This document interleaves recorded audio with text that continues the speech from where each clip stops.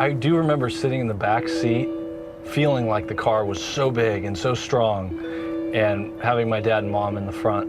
And I remember with my brother having to hold on tight when my dad would go around corners. My dad bought a 1965 Chevy Impala SS Super Sport with everything he had. I think he cherished the car, not just because he was the first owner and he drove it off the lot, but it was more than a car to him. It really was his baby. He had the car for 20 years, until the mid-'80s. My parents had to sell the car because times were tough and they had to make ends meet. It was not easy for my dad to let the car go.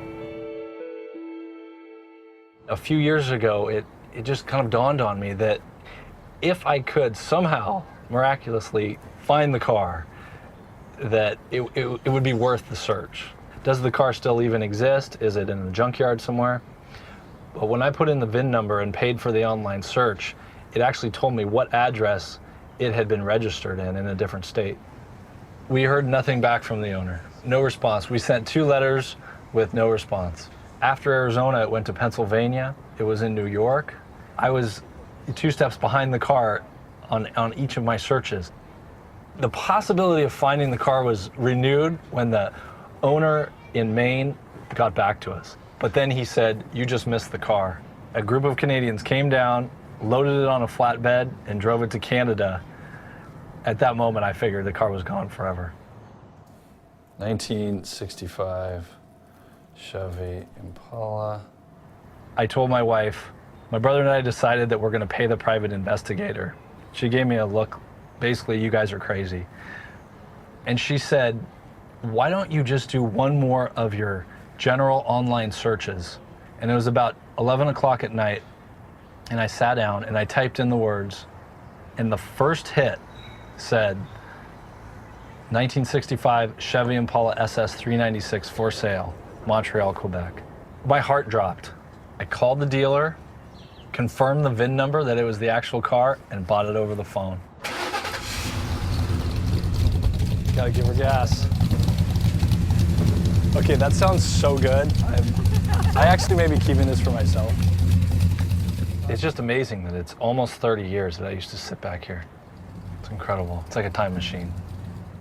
So now that we have the car, we've been planning to give it to my dad as a surprise. He has no idea that we've searched for it, and it's going to be the surprise of his life, I think. He will see the car, and he will just say, "That's my Chevy." I know he will.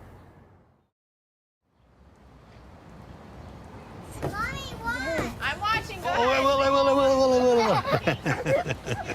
All right, good job. Whoa. All right, Kate, can you do that? That one? Yeah. Let me. Really I'll low. catch you. Come really low. Okay, I got you. Oh no! What the hell? Dear God. That's my old Chevy. We got it, Pop. You're kidding me. Really? Yeah. Here, come on. Really? No! Yeah. I got that. God, I'm gonna have a heart attack. Where'd you get it? We found it. We found it. I can't talk. I know. It's okay. It took 5 years. That is. Really? Dear me. It's all good now. We found it. Wow. Oh, Papa. I'm just stunned. Look at the back of the light. I just don't even know what to say. And it's the same. Yeah, It's the same.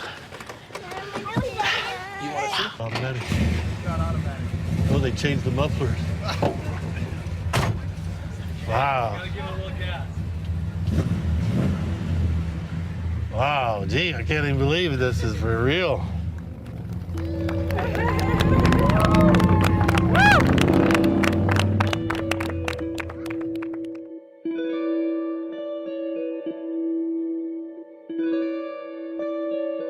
It's not just a car. It's all the memories and the feelings. It brings all that back.